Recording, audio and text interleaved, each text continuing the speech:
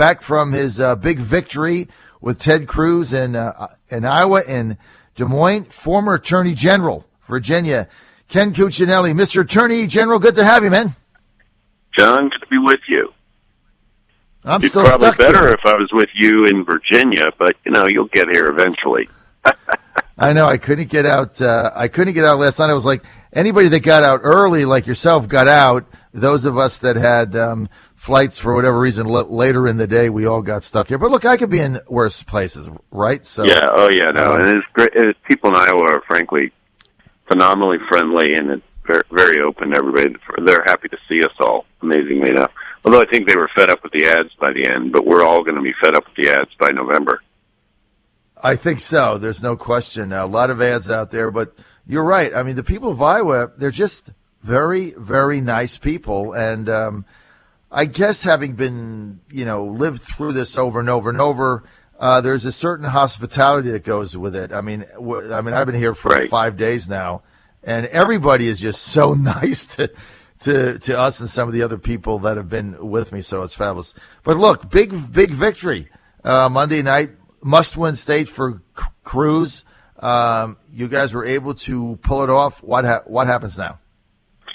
Oh, really, it was a must-win on every other candidate other than Trump's part that Cruz win Iowa, and now it's kind of an open, competitive race. And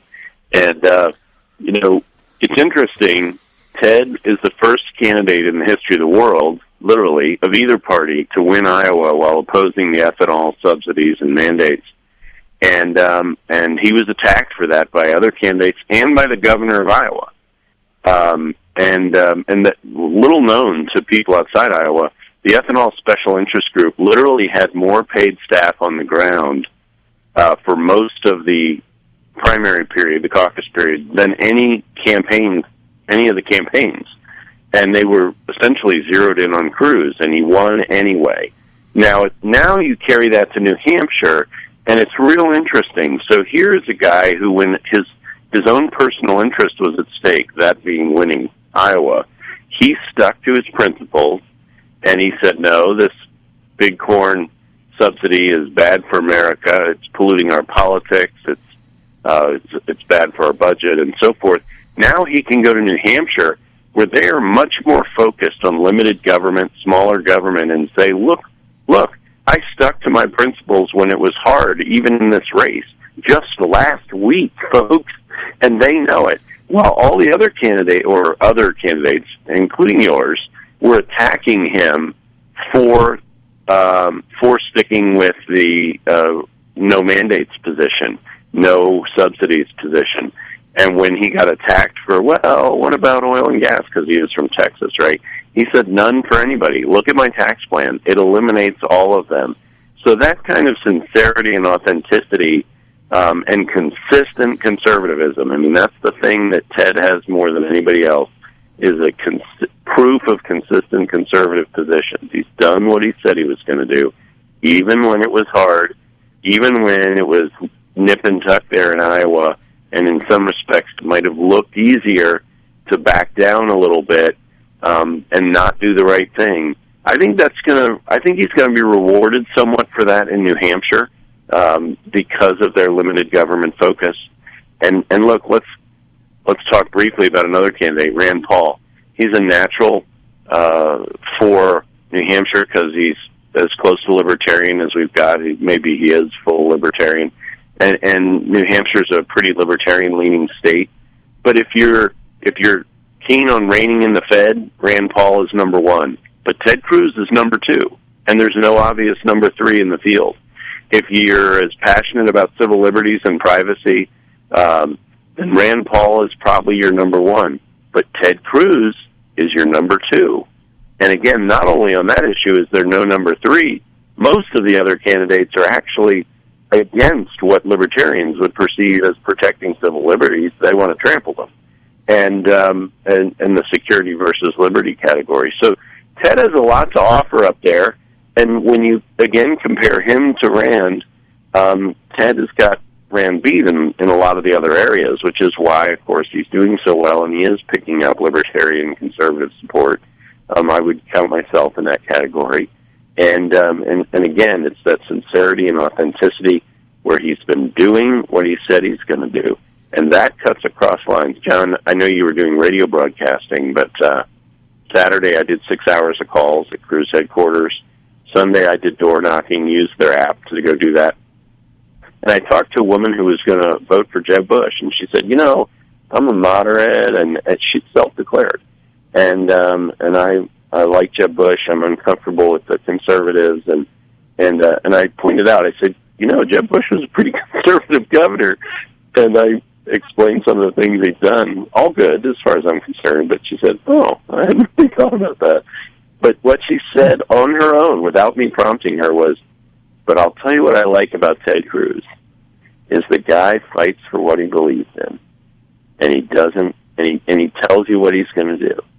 And that's coming from sort of the other end of the political spectrum within the Republican contest. And that kind of authenticity and that kind of conservative consistency is really Ted's hallmark.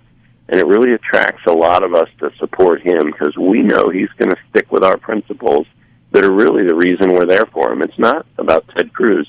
It's about those first principles that he has fought so hard for, and that no other candidate can really claim the long, long history of fighting for consistently. And I'm talking well before he was in the Senate there.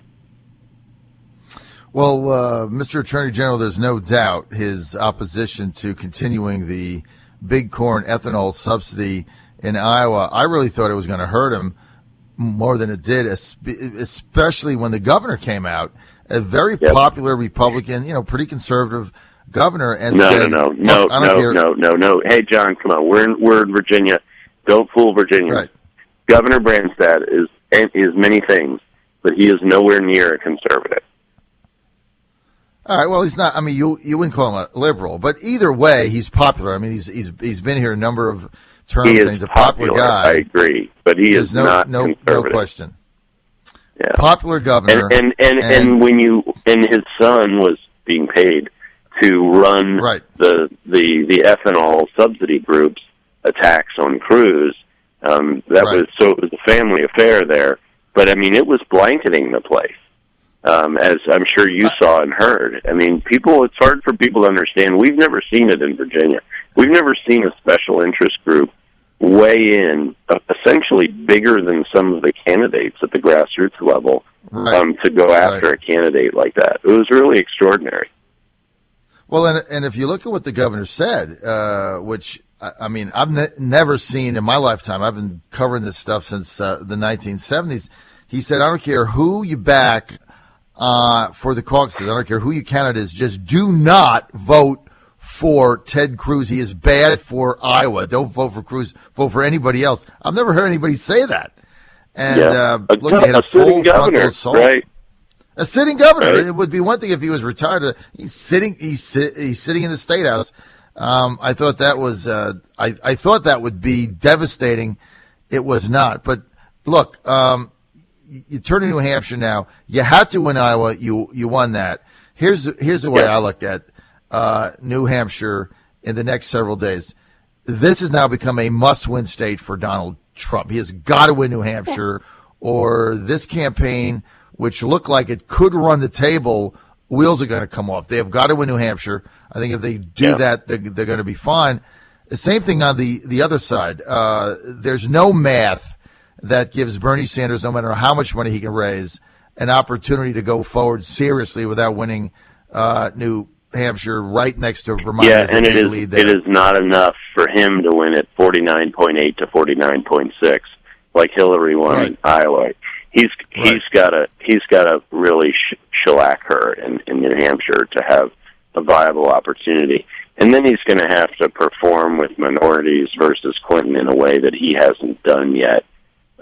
He literally comes from the whitest state in the country, Vermont. Right. And Iowa and New Hampshire don't have the minority voters that when they head to South Carolina are going to dominate the Democratic primary. And whether you think it makes sense or not, and I don't think it makes sense, Hillary Clinton does far better with them than Bernie Sanders on their side. But But look, I found it fascinating how long it took them to call it. I find it interesting, and your listeners ought to know, the Democrats do not announce the vote totals. They just tell you who won. And Bernie Sanders has said, hey, I want the votes released. Can you imagine an election where they don't actually release the vote totals? Well, that's the way the Democrats operate. It's very much like Hillary Clinton herself. Maybe they'll delete them in a week.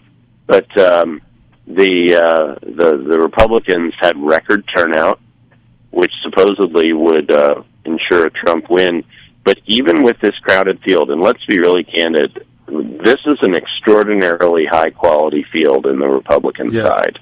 The Democrats don't suffer from that, but the Republicans do. There are a lot of really high-quality candidates in this field, whatever one may think about each of them. There's not many slouches in here. And for Ted Cruz to get more votes with that many good candidates running than anyone ever has in history on the Republican side, he broke Mike Huckabee's 2008 record. That's really saying something. That's a real, not only did he do well among Republicans, he inspired people to come out. And he won those people that he was inspiring to bring out. He did very well in that regard.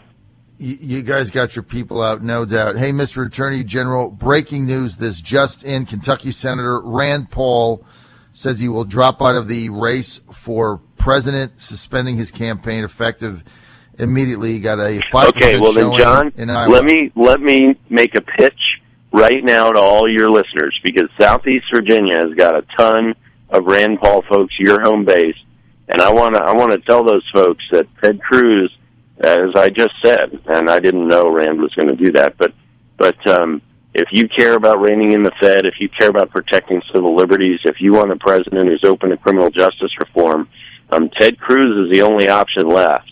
And it isn't that I'm saying, hey, you got nowhere else to go. You should be inspired about Ted's commitment to the Constitution, about his hard dollar policy, hard money policy when it comes to the Fed. It's a place for you to go, and we invite you all in. We'd love to have your support.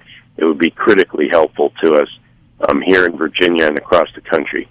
So that is timely, John. That's amazing. So, and Rand has got a real race in Kentucky. And, you know, in my day job, I'm the president of the Senate Conservatives Fund. Rand is one of our endorsees who made it to the Senate. We were proud to support him against Mitch McConnell in 2010 and the Kentucky establishment. And as I said, he's been a passionate fighter for civil liberties and to rein in the Fed. And, you know, here's hoping he gets reelected this year, and so he can keep doing it, because he's good for America in the U.S. Senate, that's for sure. Well, I thought he would stay in until New Hampshire. He did not. He's out, and I think you're right. He does have some concerns about his Senate reelect. Mr. Attorney General, I am out of time. Are we going to see you in New Hampshire? I do not think you're going to see me in New Hampshire. Part of why I went to Iowa is because I could manage it in the schedule. So I'm going to now focus on winning Virginia on March 1st, and of course the grassroots game that Ted had running in Iowa was far and away the best, and they've got that going in New Hampshire and South Carolina and beyond. We're ready to roll. Look, that ground game you guys had in Iowa was like nothing I've ever witnessed in my entire life at any level. It's like anywhere. Nothing any Republican. I know you got to go, but I talked to an Iowa guys. They said it was better than any general election ground game they've seen in Iowa. It was the most unbelievable thing I've ever seen, and he pulled out all the stops, and you guys pulled it off. I'm out of time. I got to.